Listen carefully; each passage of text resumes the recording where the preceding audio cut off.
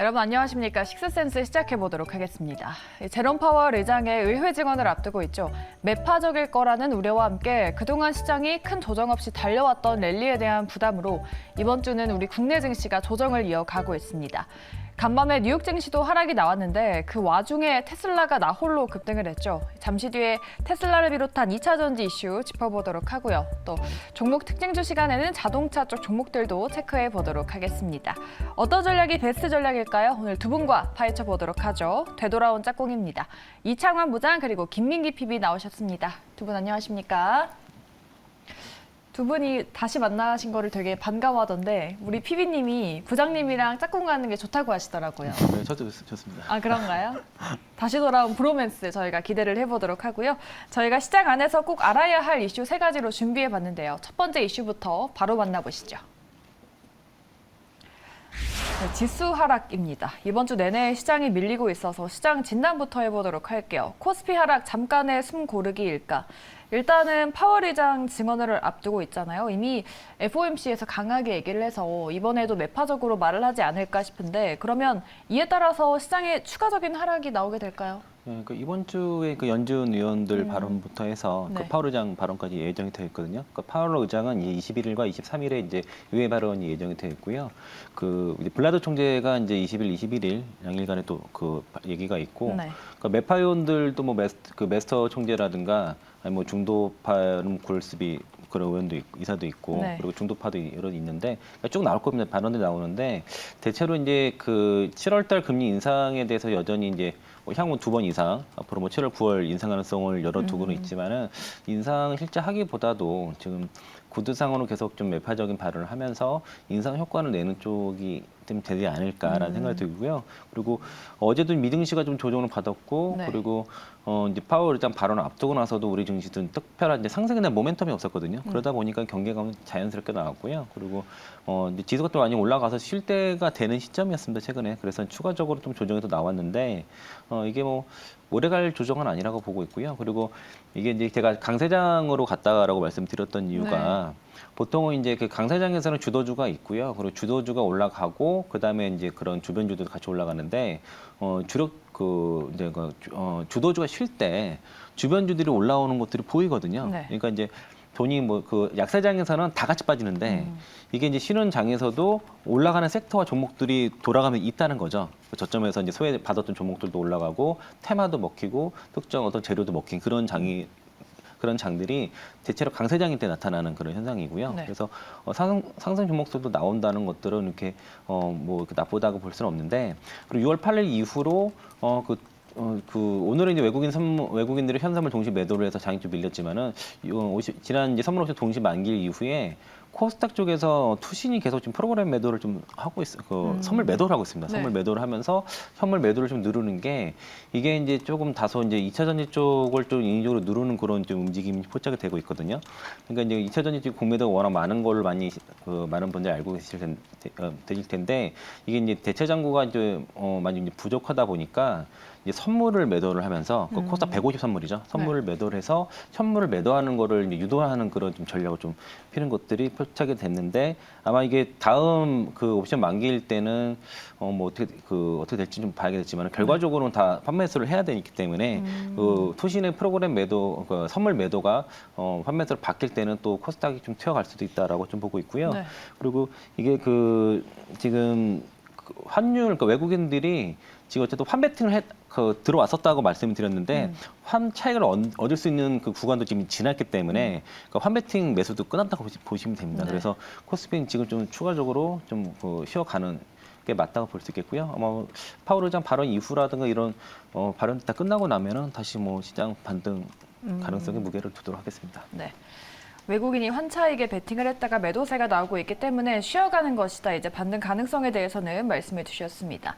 PB님은 앞으로의 시장 방향성에 대해서 어떻게 보시는지 코스피가 2600 다시 탈환할 수 있겠죠? 네, 충분히 당연히 탈환할 수 있을 거라 보고 있고요. 최근에 좀 급격하게 올랐습니다. 단기간에 2,650선에 터치를 했는데 이거는 이제 2023년 12개월 선행 PBR 밴드 고점에 위치했거든요. 네. 그렇기 때문에 단기 가격권에 진입을 했었고 그로 인해서 차익 실현 매물이 나오면서 좀 변동성이 확대됐다고 볼 수 있겠고요. 다만 이러한 과열이 해소되고 좀 매물이 소화된 이후에는 국내 지수가 충분히 펀더멘털 상승에 힘입어서 더 나아갈 수 있다고 보고 있습니다. 우선 OECD 경기 선행 지수 같은 경우도 저점에 좀 도달한 상황이고 한국의 수출 모멘텀 또한 무역 수지 적자 폭이 좀 축소되고 있는 상황이기 때문에 긍정적인 흐름이 유의될 수 있다고 보고 있고요. 조정 국면을 지켜보고서 추가적인 매수 기회로 삼아도 충분하실 것 같습니다. 조정을 지켜보고 조정 시 매수 기회로 삼아봐도 괜찮겠다라고 말씀해 주셨습니다. 지금 바이든 대통령과 시진핑의 관계도 있잖아요. 바이든이 시진핑을 독재자라고 칭했다고 하기도 하는데 그러면서도 미중 관계가 올바른 길에 들어서고 있다라고 말을 했습니다. 미중 관계가 조금 풀어지는 건지, 근데 미중 관계가 풀어진다면 이게 우리나라의 수혜가 될지 아니면 악재가 될지 어느 쪽으로 보세요? 사실 수혜가 되는 부분도 있겠고 악재가 되는 부분도 분명히 존재를 할 거라고 네. 보고 있긴 한데요. 사실 미중 관계가 급격하게 좋아지거나 그럴 것 같지는 않다고 보고 있습니다. 지금 뭐 국무위원 방문해서 방중하고 만나고 하는 것 자체가 네. 대화는 되고 있지만 그 관계가 완전히 회복될 거다라는 그런 신호는 아닌 것 같은 게 너무 갖고 있는 목표도 다르고 생각도 다르기 때문에 어느 정도 관계가 좀 봉합은 됐지만 이렇게 긍정적인 흐름으로 계속 지속적으로 좀 흘러갈 것 같지는 않고요. 앞으로 좀 상황을 지켜봐야 될 거라고 생각하고 있습니다. 네, 지켜봐야 된다. 일단 두 분 다 시장에 대해서 반등에 대한 말씀을 해주신 것 같습니다. 앞으로 어떻게 흘러갈지는 좀 지켜봐야 될 것 같습니다. 이 시장 안에서 저희가 거의 매일 다루는 것 같은 섹터가 있죠. 조선주를 다음 키워드로 보도록 하겠습니다. 1년 가까이 조정을 받고 소외되어 있었는데 그 하락폭을 상승으로 다시 메꾸는데 최근 한 두세 달밖에 걸리지 않았습니다. 한 달 전쯤에 조선주가 이미 2007년의 슈퍼사이클 수준을 넘어섰다라고 하고 가지고 나서 정말 계속해서 오르고 있어요. 조선주 상승세가 심상치 않은데 이 슈퍼사이클 주가 상승이 하반기 내내 이어질까요? 올해가 이제 본격적으로 시작이라고 저는 보고 있고요. 되게 나와서 조선주 얘기 굉장히 많이 한 것 같은데 네. 일단 조선업 자체가 좀 과거로 좀 되짚어 보면은 2015년도 이후에는 계속 저유가 시대를 맞이하면서 수주가 지속적으로 감소했었습니다. 그러니까 유가 가격이 너무 낮다 보니까 시산성이 맞지 않아서 해양 유전 개발이 중단되었었고 조선 3사의 신규 수주 중에서 이제 해양 플랜트 비중이 2008년에서 2014년 좀 사이클 좋을 때는 평균 50%까지 갔다가 2015년에서 2020년까지는 평균 13%까지 감소했거든요. 그 결과 이제 2012년부터 2020년까지 뭐 2022년까지 거의 10년 동안 조선 3사의 누적 적자가 이제 평균 한 5조에 육박했었습니다. 근데 그러다가 이제 코로나19가 터지면서 그 반사 효과로 인해서 좀 컨테이너 운임이 급등했고 이후 LNG선과 컨테이너선의 좀 수주가 증가하면서 이 조선 3사의 수주량이 좀 과거 슈퍼사이클 수준에 달했는데요. 하지만 이제 지속적으로 안 좋았던 조선주의 주가 흐름과 좀 누적 적자에 대한 좀 우려로 인해서 주가가 크게 움직이지 못했었습니다. 근데 이제 성과가 좀 뒷받침되지 않았기 때문인데 지금은 성과도 많이 올라왔기 때문에 시적적인 면에서 조금 이제 기대감이 생겼고요. 실제로 이제 삼성전공업이 2023년 실적 가이던스를 발표를 했는데 8년간의 적자 고리를 끊어내고서 이제 영업이익 2천억을 제시했습니다. 높아진 성과와 지속되는 수주로 인해서 이제 완벽한 턴어라운드에 성공을 할 것이다 이렇게 보고 있고 그리고 이건 조금 장기적인 얘기이긴 한데 다른 사이클이 찾아올 거라고 또 개인적으로 좀 보고 있는 게 있거든요. 이게 바로 LNG 추진선의 의무화 작업인데요. 기존 선박이 배출하는 매연과 오염수로 인해서 이제 좀 장기적으로 ESG라는 관점에서 봤을 때는 LNG 추진선이 좀 중요해질 것으로 좀 보여지는데 현재 전 세계에서 LNG 추진선 기술력이 가장 높은 나라가 대한민국이기 때문에 네. 다시 한번 이제 또 이런 조선업의 본격적인 호황을 좀 기대해봐도 될 거라고 생각하고 있습니다. 현대 미포조선이 그때 매력적이라고 콕 집어서 말하고 하셨는데 그때 대비해서 정말 많이 올라왔거든요. 근데 시청자분들께서 요즘 가는 게 거의 조선주뿐이다라고 말씀을 많이 하시는데 2차 전지랑 반도체에 쏠렸었던 수급이 이제는 조선주로 옮겨간 건가요? 수급 자체가 완전히 옮겨가진 않은 것 같고요. 그냥 조선주 자체가 계속 적자였다가 이제 올해부터 본격적인 턴어라운드 구간에 돌입하기 때문에 네. 어느 정도 수급이 좀 쏠리는 것 같긴 하지만 완전히 주도 섹터로 자리 잡았다라고 보기에는 조금 어렵지 않나 싶습니다. 완전 주독 섹터는 아니다. 그렇다면 그 안에서 지금 어떤 종목을 봐야 될지 지금 뭐 해운주도 다시 올라오고 있고 기자재 업체들도 조금 따라가지 않을까 싶은데 조선주 안에서 어떤 종목, 어떤 섹터를 좀 눈여겨봐야 될까요? 조선주라니까 조선주만 보시면 될 것 같고요. 대형사를 보시나요? 네, 일단 그 실적 같은 경우에는 이제 2분기보다는 이제 3분기 이후가 될 것 같고요. 그 3분기 이후 한 4분기부터 본격적으로 이제 의미 있는 숫자가 나오는 거는 4분기 정도 될 것으로 예상하고 있고 지금 그 조선주가 가는 이유가 일단은 수주 모멘텀입니다. 그래서 현재는 이제 LNG 선이 가장 핵심인데 이제 카타르 쪽에서 이제 본발주가 시작이 될 것이고요. 여기를 시작으로 해서 모잠비크라든가 미국 쪽 프로젝트가 그쪽에서 이제 수주가 본격화되게 되면은 향후에 연평균 한 57조 정도 수주가 예상이 되기 때문에 아마 내년도 그 지금 4년째 슈퍼사이클 기대감이 있는데 네. 진짜일 수도 있습니다 이번에. 그리고 이제 탱커선 같은 경우는 아직은 발주가 없는 상황인데요. 이게 이제 탱커선 같은 경우는 최근에 계속 이제 운임을 떨어뜨리지 않기 위해서 계속 저속으로 좀 운임하고 있거든요. 그래서 이게 이제 저속선들이 없어지고 교체 주기가 맞물리면서 그 추진선 위주로 앞서 말씀하신 것처럼 추진선 위주의 발주가 예상이 되고 이 추진선의 연료가 보통 LNG로 많이 들어갈 텐데 LNG 말고도 메탄과 암모니아도 가능하거든요. 네. 그런데 이제 LNG는 그 중국은 LNG만 가능하고 한국은 이 세 가지가 모두 다 가능합니다. 그래서 이쪽도 국내 업체, 한국 업체들이 대부분 수주가 될 거다라고 좀 예상하고 있고요. 상선 쪽도 지금 환경 문제가 워낙 심각하다 보니까 오염 물질을 적게 배출을 해서 저속 운행 중에 있거든요. 네. 이것도 지금 환경 규제랑 교체 수기랑 맞물려서 수주가 나올 가능성이 상당히 높습니다. 그래서 지금 조선주 쪽은 수주 모멘텀이 좀 가득하고 지금 한국조선 그 HD 한국조선 해양이 내년도에 실적 턴어라운드가 굉장히 센 걸로 지금 예상이 되고 있어서 네. 그 주가가 제일 센 이유가 있거든요. 지금 저점에서 많이 올라왔는데 아마 그 한국조선해양도 꾸준히 좀 보시고 지금 저 중에서 지금 매수를 좀 고려한다 그러면은 그나마 좀 편한 거는 좀 그 현대중공업 정도가 좀 매수가 좀 그나마 좀 편한데 어쨌든 최근에 많이 올라왔으니까 여기서 뭐 따라 붙기보다도 어떤 큰 사이클을 보고선 조정 없는 또 상승은 없거든요. 네. 그래서 이번 사이클은 좀 놓쳤더라도 다음 조정에는 좀 잡아보자 의견 좀 드리겠습니다. 네, 알겠습니다.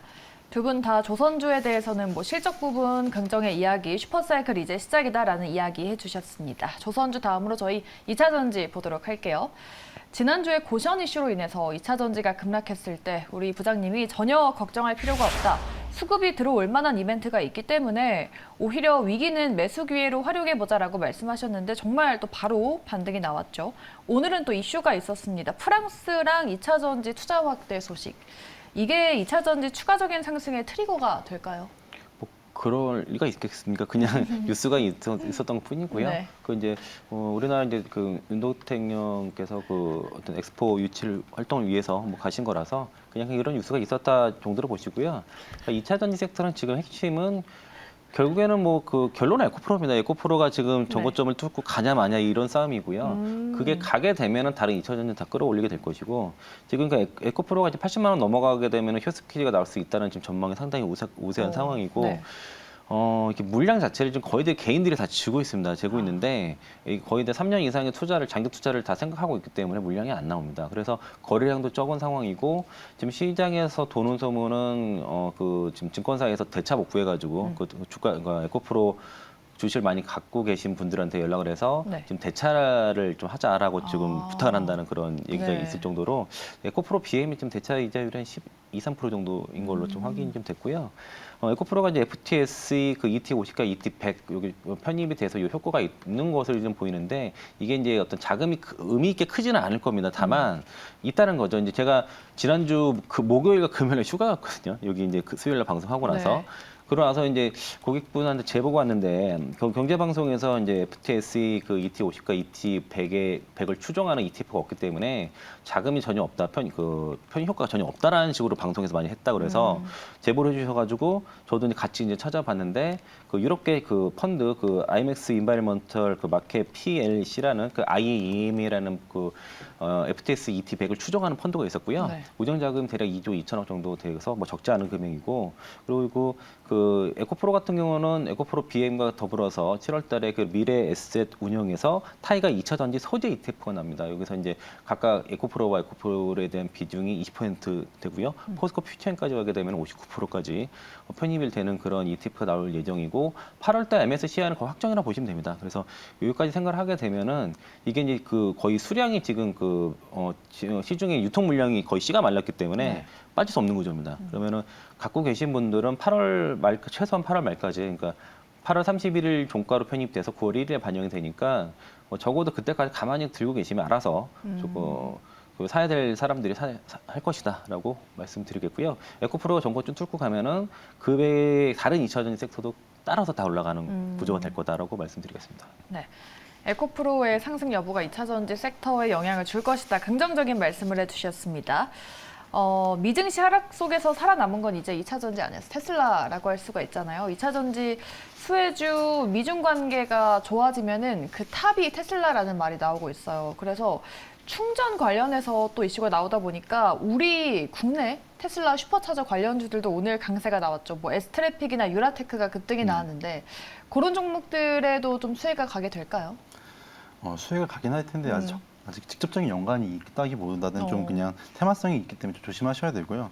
사실 테슬라 슈퍼차저 같은 경우에 이제 뭐 포드랑 GM 그리고 리비안까지 다 가세했고 거기 렉서스까지 검토 중이라고 하는데 이게 포드랑 GM만 해도 미국 전기차 판매량이 70%에 해당되거든요. 근데 이제 현대차는 이제 독점 노선을 가겠다. 뭐 그런 식으로 말을 하고 있는데 미국 내 충전 인프라 자체가 테슬라 슈퍼차저로 정착이 되면 북미 소비자가 과연 현대차를 선택한 요인이 무엇인지도 좀 궁금하고요. 그렇기 때문에 현대차의 충전 규격에 맞춘 인프라가 슈퍼차저만큼 깔릴 수 있을지도 좀 의문이기 때문에 아마 현대차도 어느 정도 계획을 수정하지 않을까 싶은 생각도 있습니다. 테슬라 슈퍼차저에 대한 수혜는 적을 것이다. 그럼 2차 전지 전체적인 의견은 어떠신지 앞으로 좀 긍정적으로 보시나요? 2차전 전체 섹터는 아직까지 견고하다고 보고 있고요. 특히 양극재 기업들의 경우 여전히 공급자 우위 시장 속에서 네. 수혜를 받을 것으로 보고 있습니다. 근데 이제 좀 물론 다른 양극재 모든 기업들이 다 좋고 에코프로나 포스코 퓨처엠, 에코프로, BM 전부 다 좋다고 보고 있는데 다만 이제 이 기업들에 대비해서 아직까지 좀 많이 주가가 움직이지 못한 LNF의 경우도 좀 한번 눈여겨봐야 된다고 생각을 하고 있고요. 네. EV 에비타 기준으로 봤을 때 한 50% 정도 할인되어서 거래되고 있기 때문에 최근에 또 광물 수직 계열화도 힘쓰고 있고 또 뭐 전고체도 내재화하기 위해서 지금 조인트 매처 설립도 했기 때문에 좀 주가가 상승 여력이 충분하다고 보고 있습니다.